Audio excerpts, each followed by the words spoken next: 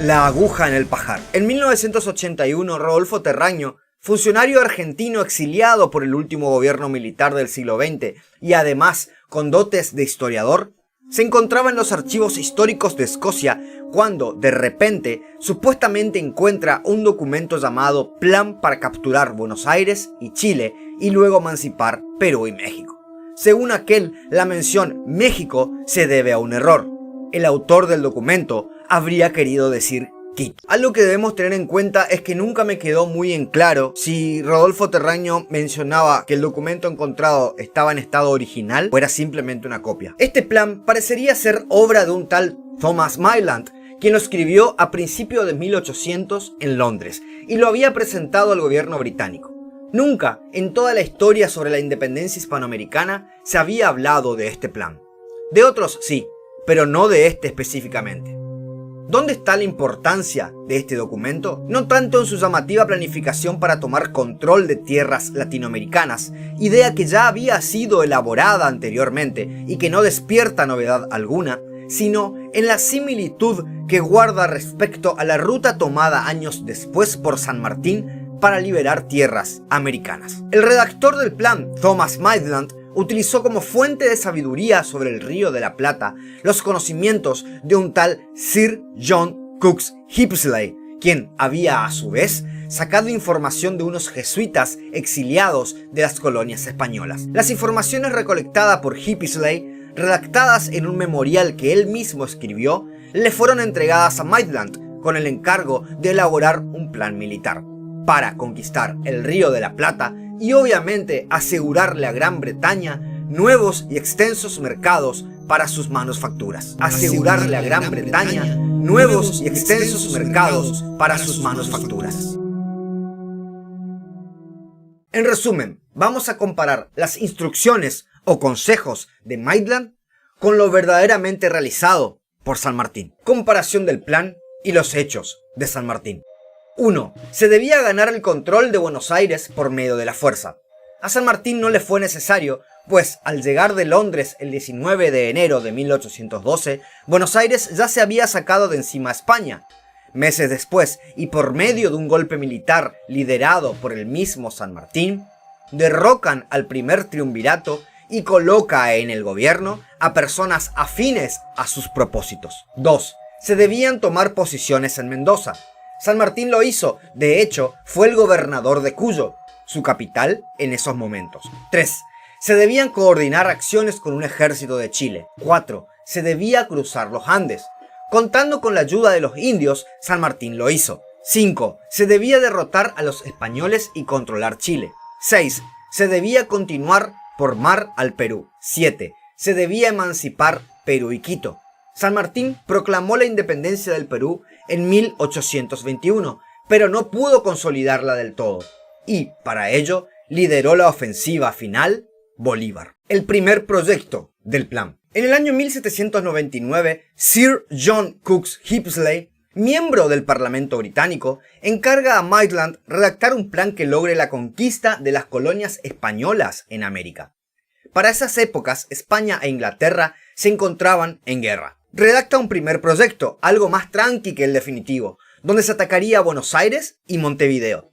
Textualmente, este primer plan consistía solo en asegurarle a Gran Bretaña nuevos y extensos mercados para nuestras manufacturas, a la par de verter en Inglaterra las mercancías producidas y acumuladas, como así también abrirse camino hacia los asentamientos portugueses. También la toma del Río de la Plata tenía como finalidad obtener unas tierras en garantía para así poder negociar con España. Lo que más me llama la atención de este proyecto es que, si bien las conquistas británicas hasta el momento tenían la noble particularidad de saquear los pueblos conquistados, Maitland en este caso propone evitar tal conducta a fin de ganarse la simpatía de los rioplatenses, con la proposición también de cooperar a la independencia, siempre y cuando los mismos la requieran, no forzándolos a declarar la misma. La idea de Maitland era literalmente no tomar ninguna medida con relación al gobierno del país a ocupar,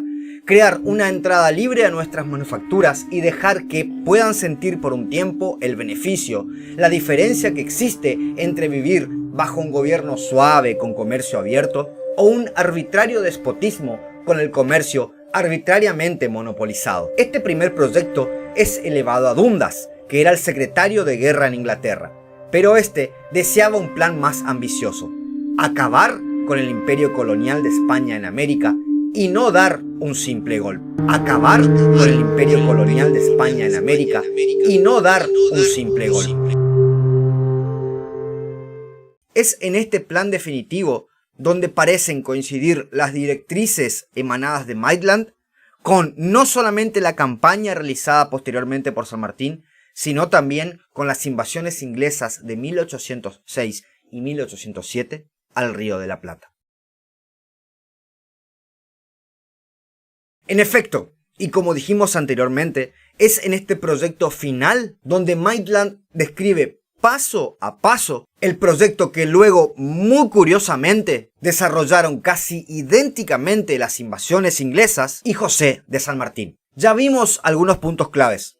Veremos ahora unos cuantos más. 1. Se pretendía utilizar pocos hombres para tal empresa. 2. El ataque sobre Buenos Aires debería ocupar solo 4.000 hombres de infantería, 1.500 de caballería y una proporción de artillería. 3. Algunos hombres deberían ir primero al Cabo de Buena Esperanza y de ahí a Sudamérica. 4. El premio a los particulares no deben ser propiedades privadas, sino solamente públicas. Maitland manifestó que la codicia de los atacantes por las riquezas de Sudamérica podría ser perjudicial a los intereses y honores de los británicos. 5. El cruce de los Andes desde Mendoza a Chile debe ser efectuado por la ruta que ha sido adoptada para importar esclavos negros a Chile. Dundas recibe el plan definitivo a mediados de 1800, pero no tendría tiempo de aprobarlo ni rechazarlo, pues para esas alturas ya no pertenecía más al gobierno.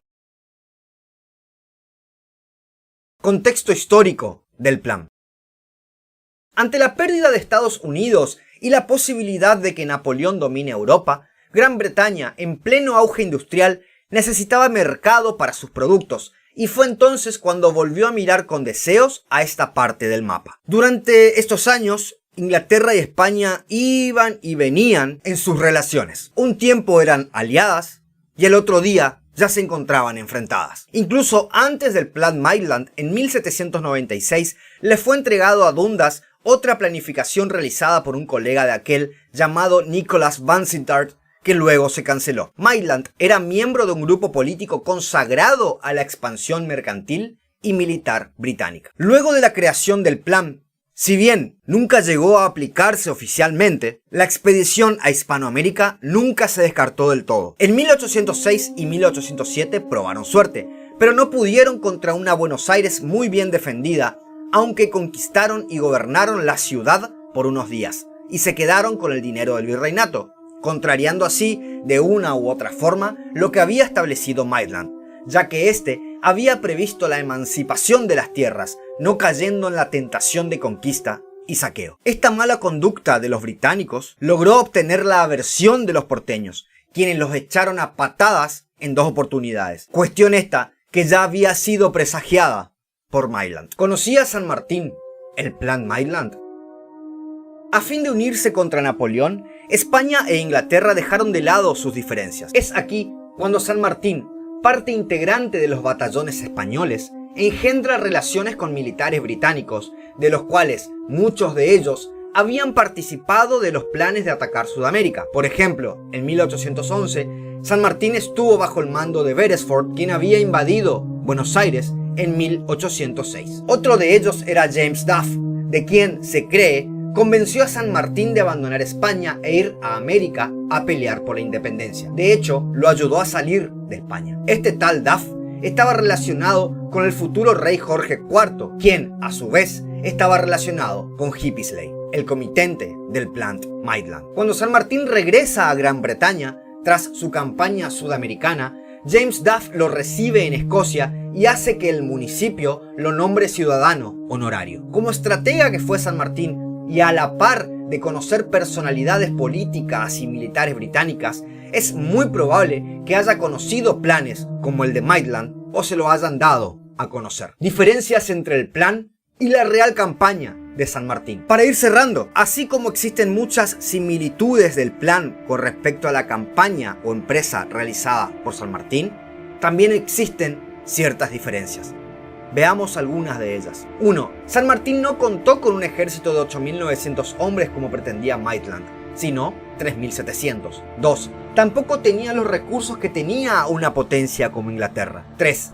Al cruzar los Andes, no había del otro lado una poderosa escuadra naval esperando. 4. El cruce de los Andes, que para Maitland tomaría 5 o 6 días, a San Martín le costó más de un mes. 5. San Martín no pudo emplear el factor sorpresa. Su empresa le tomó más de 5 años.